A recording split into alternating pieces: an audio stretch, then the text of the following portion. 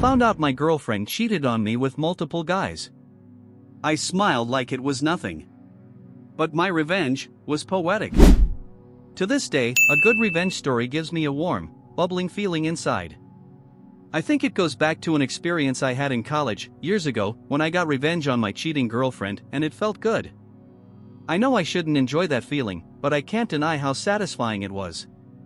Honestly, it's probably one of my favorite feelings in the world, though I'm a little ashamed to admit it. That's why I decided to share this story here on Reddit, since I rarely ever tell it. At the time, I was playing NCAA Division I college basketball, which meant I was constantly traveling week in and week out to different cities and states. My entire life revolved around the sport. During this period, I had just begun to struggle with substance and alcohol use. Years later, I went through recovery and got sober, attending a program whose name is found on the front page of almost every phone book, better known as AA. I'm sure many reading this are sober too and will understand the battle I faced as an addict and alcoholic. This story is an attempt to explore a character defect that manifested during those events, leading me down a dark path. But I don't want this to come off as some self-pity tale. At my core, I've always been a good guy. Never really troubled. I had a tough upbringing, but I managed to hold on to a general kindness in my spirit, always trying to do the right thing, or stay on the right path. When it came to relationships, I knew cheating existed, but at that point in my life I always chalked it up to other people not doing things the way I did. I truly never thought it would happen to me. I believed that, because I was a 5-star boyfriend who made amazing choices in women, infidelity would never be part of my love life. I was naive. Honestly, I thought pretty highly of myself, and I carried a good amount of arrogance, like most guys in their early 20s, I suppose. I was in my junior year of college and had been single for about a year after finally breaking up with my high school girlfriend of 3 years. I considered that relationship my learning experience, and I now felt like I knew better what to look for in my next partner. The next woman I got serious with would probably be my wife and the beginning of my future. Yeah, I know, I was young and dumb and thought I had it all figured out. I had my eye on a girl from school, let's call her Luana. I saw her around the college athletic facilities pretty often. She was on the track team and extremely talented. The different sports teams on campus usually threw parties together, and I knew the first chance I got, I'd introduce myself and try to talk to her, just to see where it could lead. Eventually, I ran into Luana at one of those parties. We crossed paths on a staircase, exchanged a look, and she smiled at me. I struck up a conversation and, after a bit of talking, we exchanged numbers. We started the classic slow-burn American flirting, dropping indirect hints of interest, texting suggestively, but also carefully avoiding giving too much away. At that time, she was still seeing her then-boyfriend, a popular guy from the football team. She eventually left him completely to be with me. That should have been a major red flag in hindsight, but remember, I was pretty full of myself. Back then, her choosing me over him only boosted my superiority complex. I was doing great in sports, and I thought, if she's willing to leave that guy for me, she'll never leave me for anyone else. Oh, how foolish I was. It's hard to express just how into Luana I was. I was incredibly attracted to her and had that surreal I can't believe my crush actually likes me back kind of feeling. I was so blinded by passion that I missed all kinds of warning signs, but our relationship kept moving forward quickly. Because of that, I never stopped to really evaluate why I was so drawn to her. About 8 months passed. We were officially together. Luana had her own athlete dorm, but since I was a bit older and worked full-time over the summers and part-time during the school year and sports season, I had my own apartment close to campus. Luana practically lived with me even when I was out of town, which happened 3 or 4 days a week due to constant travel during the season. Despite that, Luana and I were madly in love. At the end of the season, I planned 2 big back-to-back parties, one for my teammate's birthday on Friday night, and one for my own birthday on Saturday. Luckily, both lined up perfectly, Friday and Saturday night. On Friday, Luana and I drank and ended up having unprotected sex. Luana used a calendar app on her phone to track her menstrual cycle. That night, she fell asleep, and in my drunken haze, I remembered that she liked to mark on the calendar whenever we had unprotected sex, just in case her period was late, since heavy athletic training sometimes caused irregularities. So, around 5 a.m., still drunk and tired, I nudged her and asked, "Hey, can you log that we had unprotected sex in your calendar?" She unlocked her phone and opened the app but fell back asleep before doing anything. I picked up the phone while it was still unlocked and tried to enter the info myself. Side note, throughout our entire relationship, Luana constantly went through my computer and phone. She was super insecure and always had suspicions. I never minded it, because I never had anything to hide and she never found anything. Looking back, that should have been another red flag. But I was convinced this girl would never cheat on me. This wasn't a case of me snooping through her phone looking for dirt and finding something. That night, I was just drunkenly and innocently trying to navigate her period tracking app without a single suspicion in my head. But when I opened the app, I saw multiple markers on different days throughout the month, each one in a different color. I tapped on one to figure out what the colors meant. Red obviously indicated her period, while black markers showed when we'd had unprotected sex. And that's when my heart sank into my stomach. That damn calendar was covered in black markers. It looked like a checkerboard, with just a few red pieces and all the damn black ones. There were black markers on dates when I was out of town playing basketball. I started opening all the black markers, retracing our entire relationship. We didn't have unprotected sex very often, maybe once or twice a month. She had written the names of the guys she had unprotected sex with in the notes section of each black marker.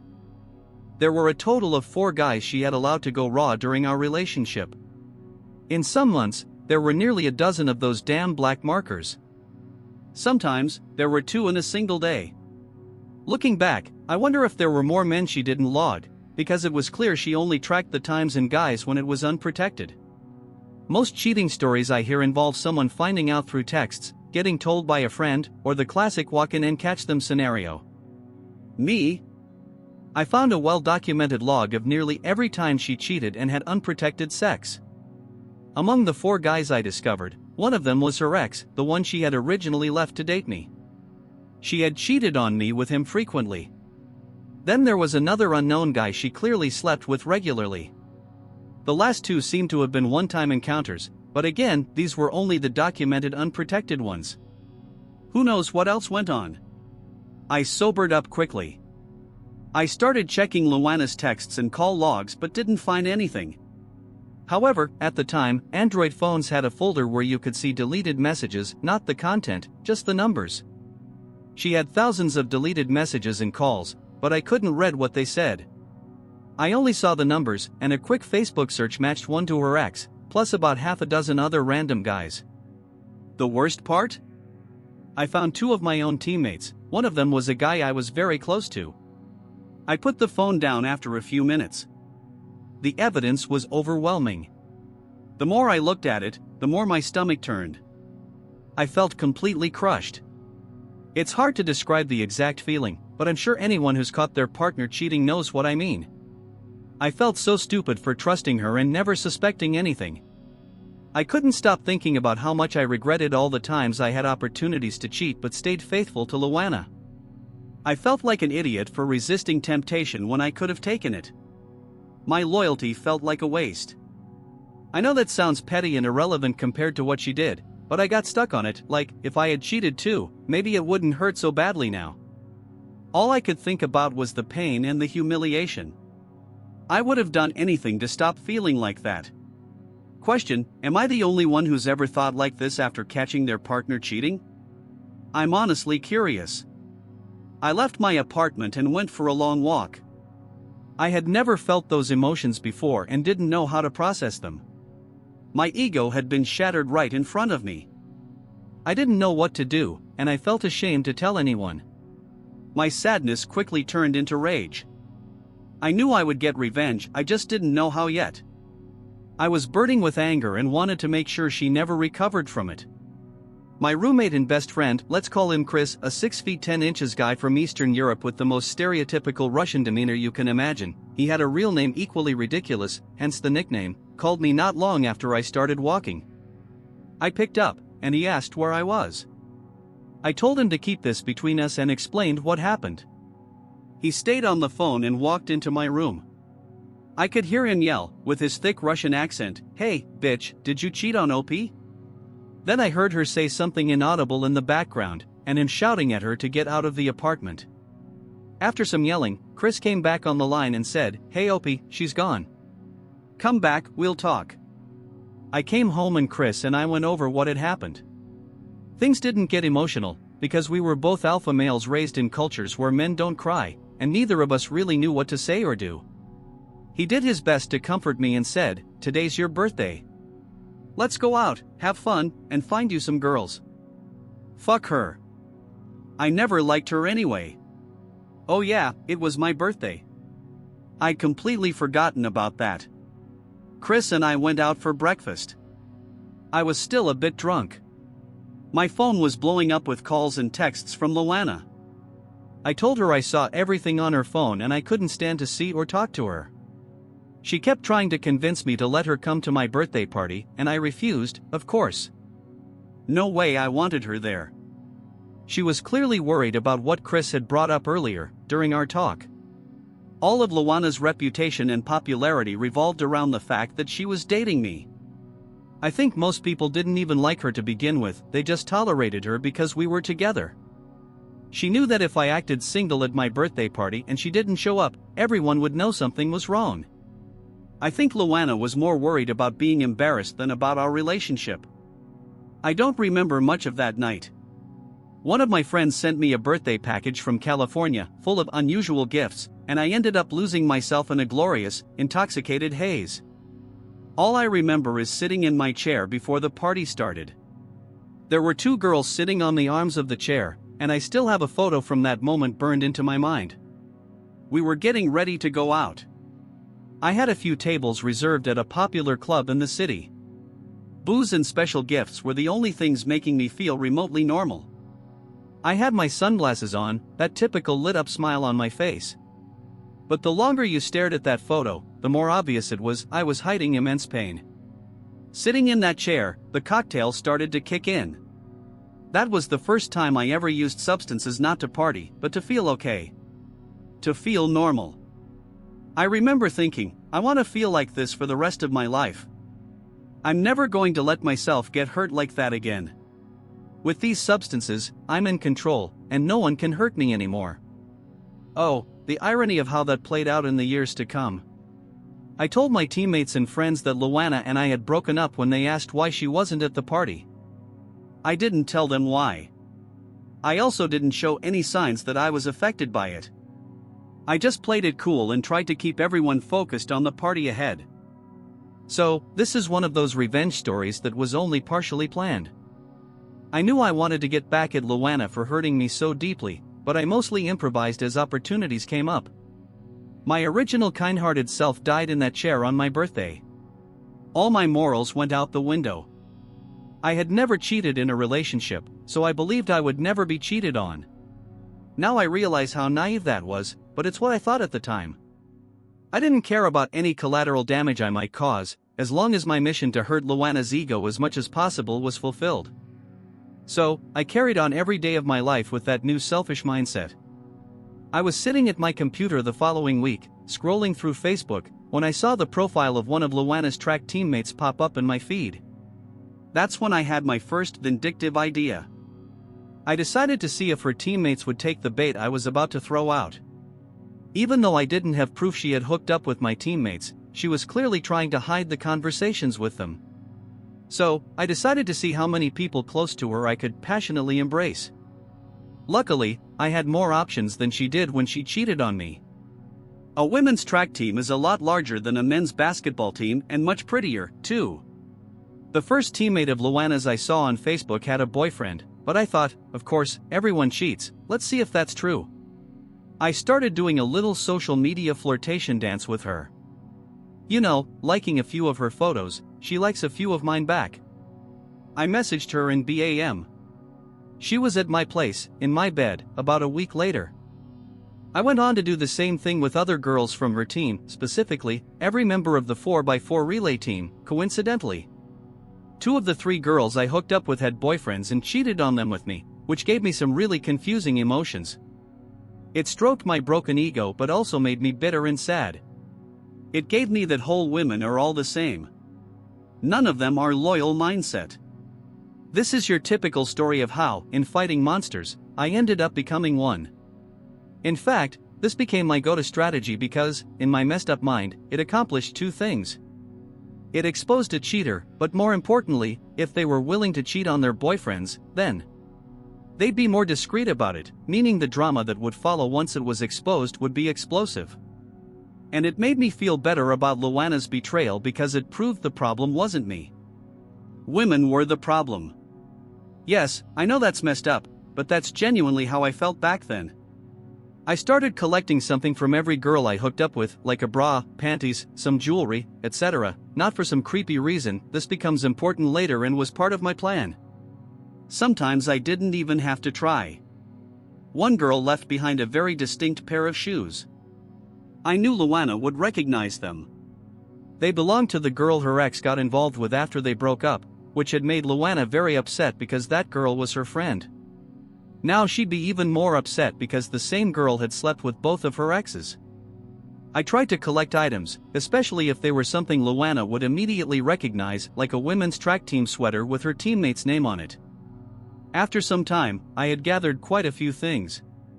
After a few months, one of the teammates' boyfriends found out about me and his girlfriend, which triggered a massive chain reaction of drama among her and her teammates. It blew everything up. Everyone found out about each other's promiscuity.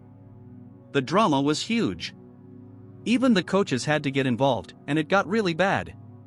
It made me feel powerful in a dark, twisted way, but satisfying nonetheless. I was falling in love with the destruction I was causing. The craziest part of all of this? That same week, the PR team for the athletics department put up giant posters of me all over campus promoting the upcoming game. They were everywhere. Some of the posters covered entire building walls. So Luana and her friends had to see me plastered all over campus every day while all the drama exploded around them. I felt like a triumphant dictator. It was both glorious and pathetic at the same time. Her coach even had a serious meeting with the compliance department and my own coaches. My coaches literally laughed at her and said, "This sounds like an internal issue, but OP didn't do anything illegal or violate any school policy, so there's nothing we can do." That infuriated the women's track coach. Her team fell apart. Their national rankings started to plummet. Then Luana's coach got in trouble herself after being caught tearing down some of my smaller posters around campus in a fit of rage. I absolutely loved all of it. I kept adding fuel to the fire, posting pictures of myself with girls, smiling, looking happy whenever I could on Facebook and Instagram. But deep down, I was bitter. I was so consumed by my new mindset that I had already forgotten the kind, naive boy I used to be. I hated that old version of myself because I had let a girl emasculate me. Looking back, I was so full of self-pity, it's honestly depressing. No one really knew, because I kept up the nice guy act in front of everyone. There was even a girl on campus from one of the sports teams who claimed she was pregnant with my child after I pretended to like her, just like I did with all the other girls from Luana's team. As soon as we passionately embraced, I moved on. It's a long story, but it turned out she wasn't pregnant. Still, the news or the buzz it created twisted the knife even deeper in Luana's side. I left behind a trail of women I deceived and relationships I destroyed. I feel bad about it now, but at the time, I didn't care, because I saw them as just as guilty for either cheating on their boyfriends or associating with Luana's friends. The girls quickly grew tired of me. Plus, I was running out of potential targets. Man, I was a horrible human being back then, even just the way I thought, and I started getting involved with girls who weren't even on Luana's track team or friends with her, but were still part of her everyday life. For example, her classmates, and even her own family. I even flirted with her sister, who was married and had a kid, and I almost succeeded. She was depressed, but Luana and their father found out and stepped in before anything happened. Her sister was completely ostracized once word got out to the family. I wanted Luana to know that I was everywhere, to be a constant reminder of how badly she had messed things up. In my eyes, this was all her fault, and she had brought this storm of chaos onto herself. She never should have betrayed me the way she did. Luana ended up taking an extended medical leave because of the depression and mental health issues she was struggling with due to everything that was happening. She became desperate, hollow, and hopeless. She even had to go on medication and lost a ton of weight. She started looking extremely sick. The whole mess was torturing her, and the more she suffered, the better I felt. By that point, I had already done more damage to her than she had done to me, but I had become addicted to the feeling of power. I wasn't spending time processing my emotions or moving on from what happened. All I wanted was more revenge, and I couldn't stop. After weeks of ignoring Luana's messages and calls, she finally managed to get in touch with me, showing up at my apartment late one night. She was there to collect some things she had left behind when she used to live with me. She was actually a local and her parents lived nearby. She was still on medical leave and no longer staying on campus, but with her parents. I told her I'd drop her things off at her parents' house that weekend, but I couldn't let her in because I had company. I was with a girl, but unfortunately not one of her teammates or friends. So, I gathered up all the items I had collected from the various girls over the past few weeks, including her teammates, and tossed them into large black garbage bags along with Luana's things. I drove the bags to her house and called her dad to let him know I had dropped off her stuff on the porch. Her dad and I used to get along really well, but after everything that happened, he obviously had a negative view of me. 15 minutes after I hung up with Luana's father, she called me. I answered because I wanted to hear her reaction after discovering all the other girls' stuff mixed in with hers. She was sobbing uncontrollably, somewhere between crying and wailing in that typical hysterical way. There was no anger in her voice, just desperate pleading for me to stop the tyranny. I just smiled and savored her suffering. I replied, "Why were those other guys in our relationship? You brought them into it the same way I mixed other girls' stuff into yours." It's the perfect little ironic metaphor. At the time, I thought that was clever, and I was extremely proud of myself. Later on, I found out from one of Luana's friends, who had known she was cheating on me during our relationship, that Luana had been convinced that I was the one cheating because I was always out of town. That didn't make any sense, since I was away for basketball, which is a very legitimate reason. It wasn't like I was randomly disappearing by choice. My schedule was publicly available on the school's website. I kept in regular contact with her while I was away, but obviously, during practice or team meetings, I couldn't be on my phone. I assume she just couldn't reason that out. Maybe it was an excuse to protect her own insecurities or save face with the people who knew she was cheating. Months pass. Luana returns to school after her medical leave, and we run into each other at the physical therapy center in our building for athletes. I see this as another opportunity. It had been a while since I had done anything to hurt her, and I was still hungry for more revenge. I continue pretending I want to rekindle things with her. She's cautious at first, but eventually gives in after about a week. We begin fixing our relationship. This goes on for about a month, but I wouldn't call it a relationship. I forbid her from having male friends and from going out partying with her girlfriends. I also demand full access to all her accounts and her location at all times. It was more like a hostage situation, which gave me a twisted sense of control. Meanwhile, I'm not being faithful. That was my plan all along. Eventually, she finds out I slept with a girl from one of her classes, and we end things on a bad note. It was just another opportunity to hurt her, and I took full advantage of it. After that, we didn't speak for years.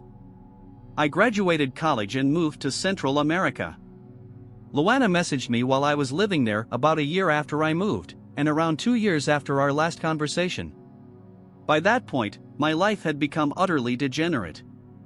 I was using heavy amounts of substances daily, and about 75% of my life was involved in some kind of illegal or shady activity. I still blamed her for turning me into such a dark soul, taking no responsibility for my own immoral nature. I hadn't had another relationship since, and I struggled deeply with trusting women. Even after all those years, I saw her reaching out to me as another opportunity to hurt her. We started talking again as friends, even flirting a bit on Facebook Messenger. Keep in mind, there were literally countries, states, and an ocean between us at this point. I was planning a trip back to my old university to visit some friends. But I told her something different. I said I was moving back to town for a new job I had just been offered. We decided to meet up when I got back and see if there was still something worth saving between us. I put on my best performance, pretending I had moved on from our past. But in reality, I was just as vengeful as I had been years before. She was finishing her last year at the university, and I flew back to the US. I met Luana at a coffee shop when I arrived. We spent the whole night together. From her perspective, it truly felt like we had moved past everything that had happened. That maybe we really could make things work again. But of course, I had no intention of staying like I said I would. I was only there for 2 nights. She didn't know that. After spending time together a few more times over those 2 days, without ever mentioning that I was about to leave, I packed my things and got on a flight back to Central America. I blocked her on all social media and communication platforms. This time, I could only fantasize about what she must have felt when I vanished, right after she thought I had come back and was ready to give our relationship another chance. But unlike my previous revenge plans, this one didn't feel nearly as satisfying. My substance abuse and reckless lifestyle only got worse with each passing year. 3 years later, I was hospitalized and nearly died from prolonged substance use. Since that day, I hadn't been sober for a full 24 hours until everything came crashing down hard. Looking back, as much pain as I may have caused her through my vengeful actions, my new identity, one that consumed the person I used to be, had become so corrupted by a dark spirit in my heart. Honestly, I think I hurt myself more than anyone else through the choices I made. I led myself down a path with no moral compass. And even though I spent this entire story talking about how I kept getting revenge on my ex for cheating on me, as satisfying as it was, I wish I had spent just as much energy healing from what happened. If anyone reading this is going through the pain of betrayal, sure, a good revenge story might give you a bit of satisfaction, but I truly hope you don't make the same mistake I did. Instead, spend more time healing from the pain and moving on. Revenge won't heal you. It's a separate journey that might only distract you from putting yourself back together. Thankfully, I got sober and I've been clean for over 4 years now. Another girlfriend of mine, from a 2-year relationship before I got sober, cheated on me too. But this time, I didn't seek revenge. I spent my time healing. I changed. I focused entirely on myself, and that was far more fulfilling than any revenge I took on Luana for what she did. Now, I've been married for almost 2 years to a woman who's also sober, and man, I've got a good life. I have a dream job and a dream marriage. Thanks to anyone who took the time to read this. Sorry if it wasn't well written. I never write like this, but I've never told the full story in detail before, and I really enjoyed writing it. More than anything, what I hope people take from this is that I did horrible things and felt immense satisfaction from them, almost addictively so, and that I transformed from a generally good person into someone relatively dark and cruel. Sure, people go through dark moments, but I feel like my personality and psyche were never the same after that experience. I welcome any responses from those willing to read through all this crap. Update. Hey everyone, it's been just over 120 days since I posted this, and I've been genuinely surprised by how many people read it. I appreciate all the comments even though they were a real mixed bag of responses, and it's honestly fascinating how differently each person perceived the story. One of the most common questions I get is, have you apologized to or spoken with Luana since the events in the story? The answer is no. Not yet. I'm planning on it. She's on a long list of amends I've been working through for years. It looks like I'll be back in her city sometime next year, and when I am, I'll reach out to her. I know a lot of you are telling me not to, but I've talked about it with my sponsor, my therapist, and my mentors, and the decision is to make amends for my actions, and I agree that it's something that needs to be done. There are also quite a few comments from people who completely missed the point of the narrative and felt the need to try and play therapist, telling me what I should have done a decade ago or how I should have handled things. But that wasn't the point. Yes, how I reacted was obviously horrible. That goes without saying. The story was meant to be a raw, honest reflection, not a justification or a how-to guide. As I mentioned in my original post, I did date again after Luana years ago, and most of those relationships were healthy. But one of them ended with me being cheated on in a way that was even more brutal than what happened with Luana. It was significantly more traumatic than that story, but because of what I learned through the experience with Luana, I chose not to seek revenge. I just walked away. That was the moment I finally got sober, and that's what led me to the life I have now. I'm considering writing a post about that story too, because it's one where I actually made the healthier choice, even though it hurt more than anything I went through with Luana. What completely shocked me, and honestly filled my heart with empathy, was the huge number of men who reached out to me here, sharing their own stories of infidelity and substance abuse. Some were looking for advice, others just wanted to express what they were feeling and share their own journeys. I felt a deep connection with people who were going through the same kinds of things I did back then. It was incredibly fulfilling to have the chance to help some of these men process their trauma in a healthier way than I originally did. So thank you to everyone who responded, no matter where you stood. Honestly, I think just about every perspective shared in the comments below has at least some truth in it. Reddit Relics comment. This story is deeply intense and brutally honest. It's not easy to admit the darkest parts of ourselves, especially when they cause pain to others. I don't condone what you did, but I do respect the courage it takes to reflect, grow, and share that growth with others. The transformation from vengeance to healing is powerful. I hope more people learn from your journey that revenge only deepens the wound, and true strength is found in forgiveness, especially self-forgiveness. I'd love to hear your thoughts. Have you ever been through something similar? How did you deal with it? Were you able to find a way to forgive and move on? Leave your comments below. Let's keep this conversation going and support each other. And don't forget to like this video and subscribe to the channel for more stories like this one. Thanks for being here with me, and see you next time.